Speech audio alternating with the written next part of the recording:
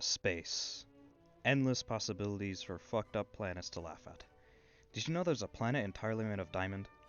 It's funny that we can explore space because of a Russian guy living in a log house named Konstantin Tsiolkovsky.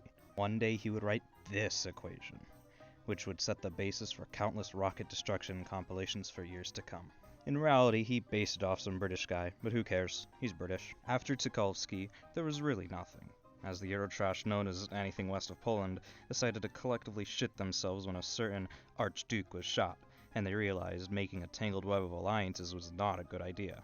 There's a reason why people pride themselves on personal responsibilities these days. After Germany walloped Russia so hard the libtards revolted, and after a certain telegram, the Allies collectively shot out the Kaiser's mustache, forcing him to abdicate. And after a while, it seemed hopeful. The economy was booming, stability returned to Europe, and then a depression hit.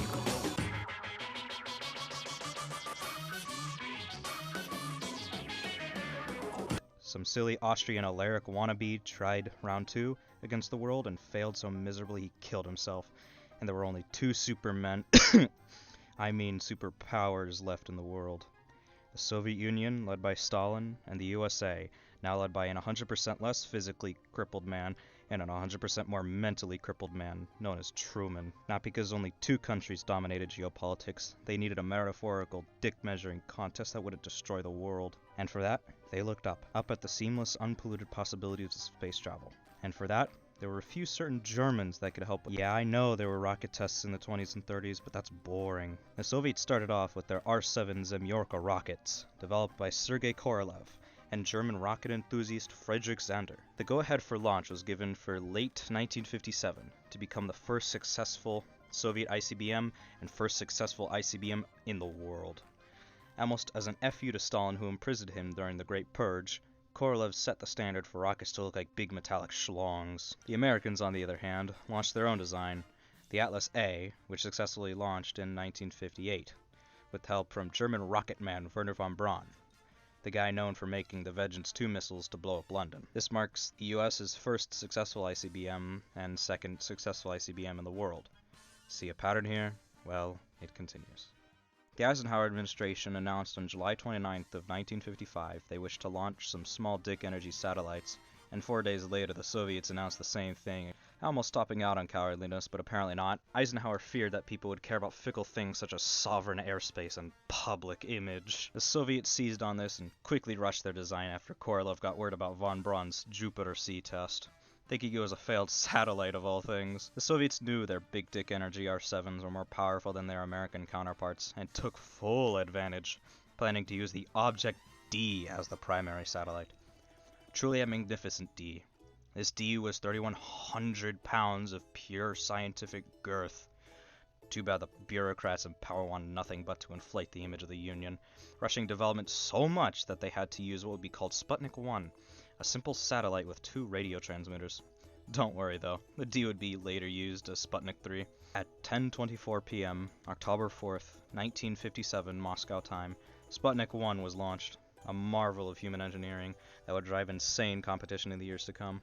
This fellow traveler, as it would be known as in English, would take 95 minutes to orbit the Earth, coming back and sending beautiful beeping signals to the launch site in Kamchatka. Responding to Sputnik like he did everything else, Eisenhower quickly shit his pink and greens and formed NASA shortly after.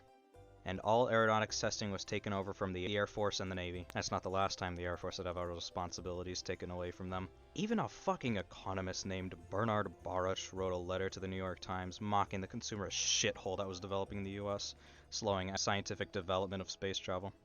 Sorry, rant over. Where were we? Oh yeah, Sputnik, shit pants, and NASA. Both superpowers knew it was better to test on animals before possibly wasting human life, unlike some insufferable people in the modern era. So the Soviets used dogs, and the US used apes and monkeys.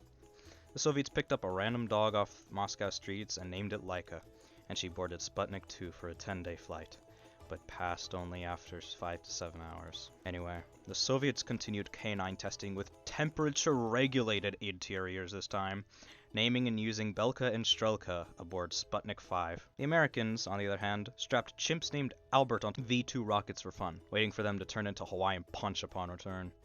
They did get around to actually safely returning them later with Enos, an oddly familiar name if you've watched Futurama. The US tried to get humans into space first with their Project Mercury, but spent too much time sending more Alberts into space. And the French saw this, got jealous, and remembered their past Napoleonic glories and sent a cat into space. Disgusting.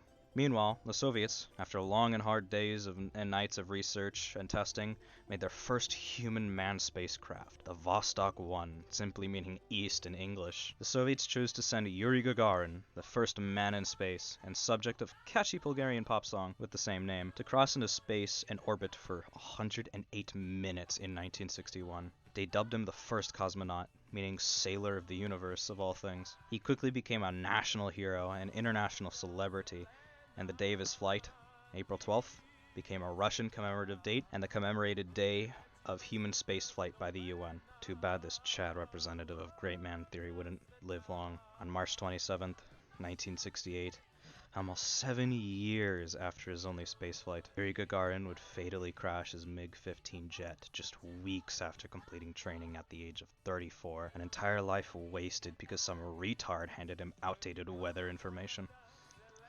And on that sad note, we end part 1. I hope we can all collectively hate on the Eisenhower administration for a moment here. More is coming soon, just wait, because the next episode is going to get a lot more technical. There'll be a lot more name dumping. Oh, and go check out my gaming channel, Garuda Dude, with a dot and a 3. I'll be uploading primarily history games like Hoi 4, and I'll be streaming random stuff on my Twitch, also named Garuda Dude. See you there. Ciao ciao.